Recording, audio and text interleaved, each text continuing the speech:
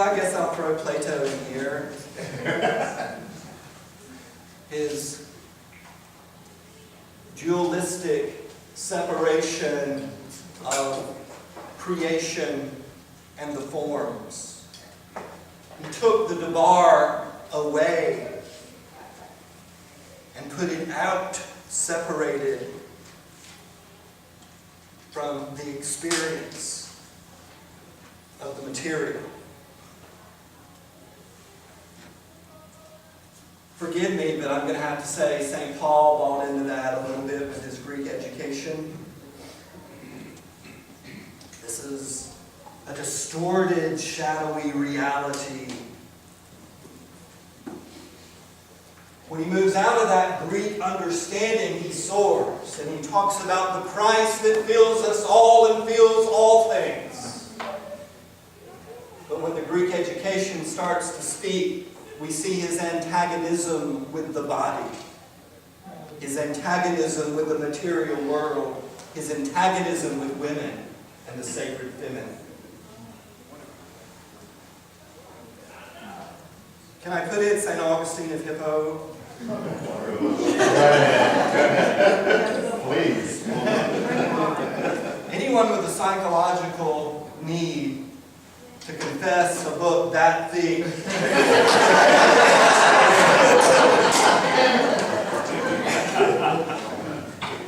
now you remember the disclaimer, right? You remember the disclaimer. I don't have time to talk about the wonder of all of these. Again, St. Augustine shaped by Platonic dualism, and we see that antagonism there, that wrestling, that battle.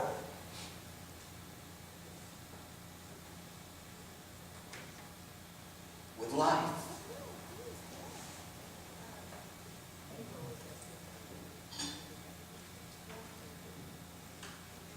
Last generations where we had moved indoors and totally lost connection with the natural environment.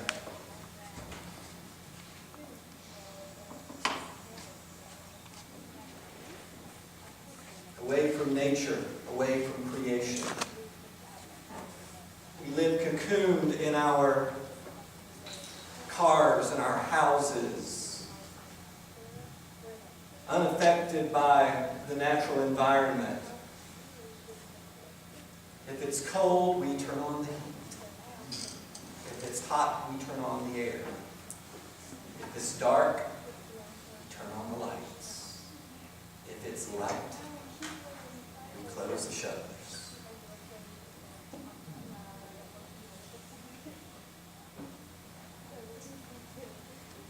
Suburban culture that looks so nice, neat, and tidy. But we walk out of our house with all the shutters closed, away from our privacy fence, enclosed lawns and yards, and walk into a garage with the door closed, and step into the car. And once we're in the car, all sealed and secure, we press the button of the escape hatch.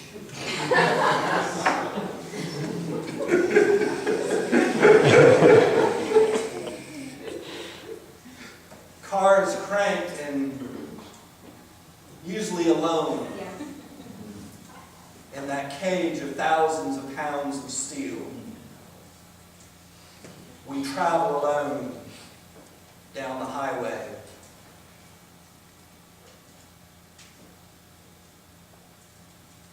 Suburban culture has lost the front porch.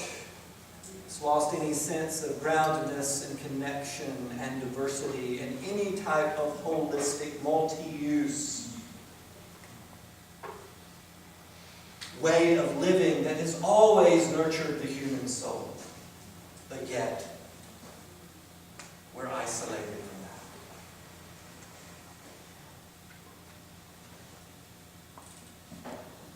that. Our loss of cosmology has defaulted, and quite possibly even the decline of the role of religion in American culture. So by default, our cosmology and our national religion is consumerism.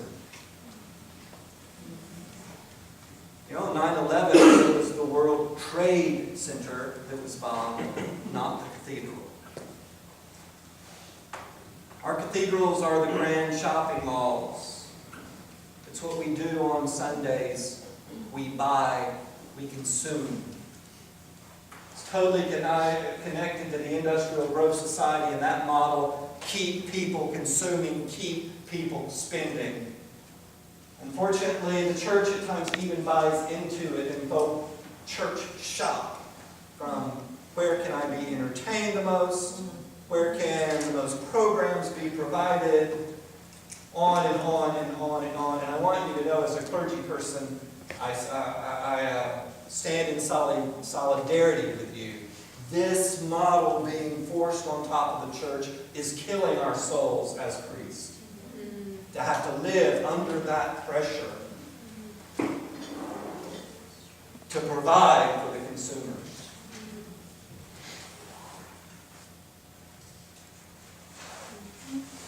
Consumerism is based in addiction to external, what can I add on top? But I want you to hear me, and the bishop preached about this last night. Spirituality is never about adding anything. It is always about the process of subtraction.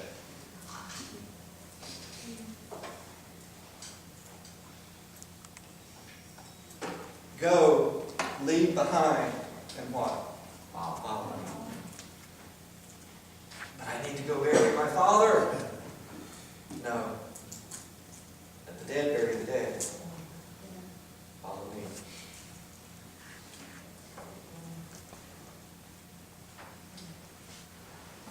This addiction to the external, of adding on top of consuming, has kept us from producing or creating or giving. That generative, generous spirit. Can I throw in fundamentalism?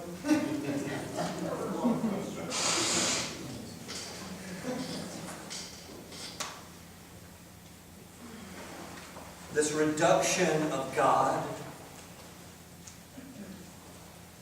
that God is no longer ineffable, God is defined in my narrow way. This reduction of God reduces our understanding and view of the universe that we live and dwell in. Ultimately, it reduces our understanding of self.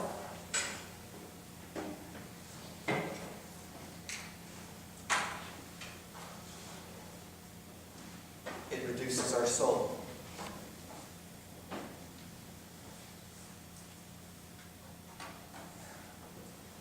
I'm leaving my notes for a second, but Meister Eckhart, the Dominican priest, the German priest in the Middle Ages, who was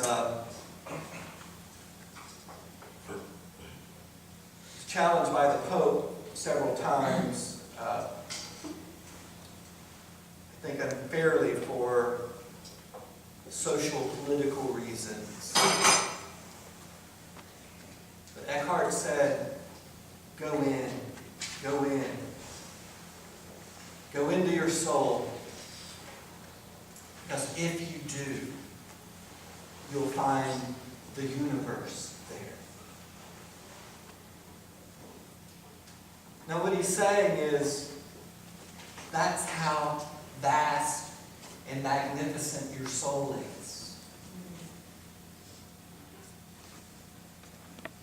Compare that and contrast that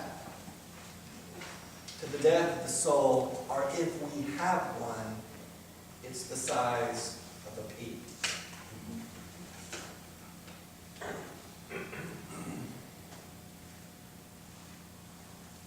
The specialization that we see in our culture, the segregation, this compartmentalization of everything. You know, you go to the hospital and No one can talk to you about all of you.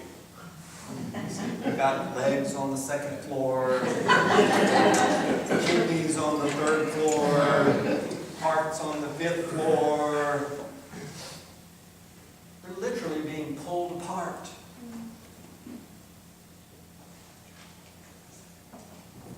Higher education no longer so much about liberal arts, which I think is such a sad commentary. But I will study business, or science, or nursing, or education. Teachers hang with teachers, doctors hang with doctors. I went to a clericus just a week ago, and I was sitting in the clericus, and it was a good one. But about an hour in, I realized if I had walked into that clericus from the outside, I would not have known a word that was being spoken. It could have been like we were all speaking Chinese. We have our language, our vocabulary, and we have become a tribe.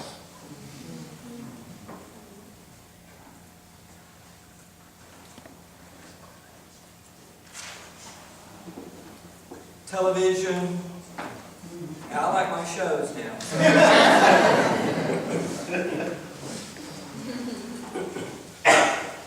But we stopped participating and we started spectating. We stopped making music and we listened to music. We stopped playing sports, we started watching people play sports. We started to live vicariously through the pros. And we line up to give them millions and millions and millions of dollars to do it for us.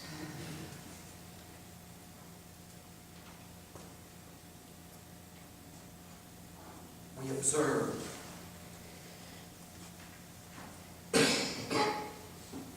Rather than participate.